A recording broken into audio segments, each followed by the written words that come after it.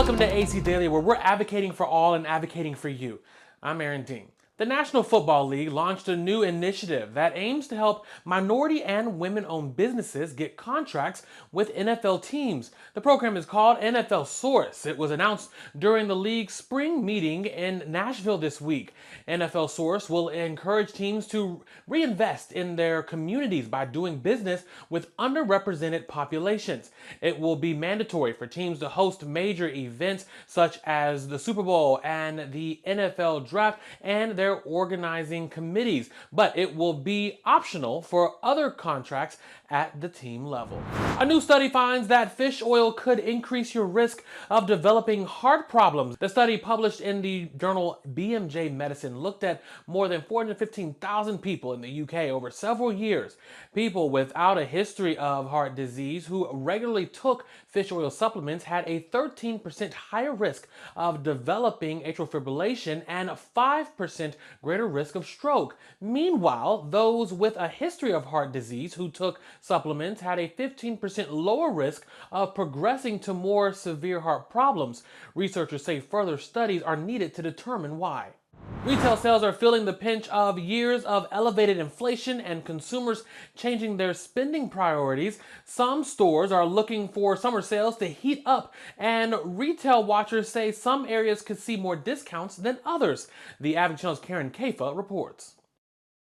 Inflation has slowed, but it is still taking a toll. Nearly 2/3 of U.S. households say they were worse off last year because of inflation, according to new data from the Federal Reserve. So consumers are focusing more on needs and less on wants. But this Memorial Day weekend will bring a lot of sales and also some more sustained price cuts from some retailers through the summer months. Ahead of the Memorial Day weekend, dubbed the unofficial start to summer, Target says it is slashing prices on more than 5,000 items to try to draw back consumers weary of inflation. Target joins retailers like IKEA, H&M, and Aldi, which have also slashed prices recently, hoping lower prices spur more spending, both in store and online. Cost of childcare is up. Cost of food is up. For many people, the cost of rent is up. Just overall cost of living that's causing consumers to be a little bit more cost conscious. The early summer months can give retailers clues about what two key seasons, back to school and the holidays, might look like to close out the year.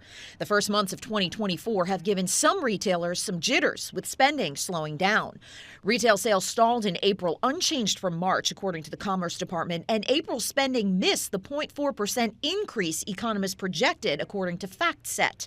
In the same month 1 year ago, retail sales surged by 3%.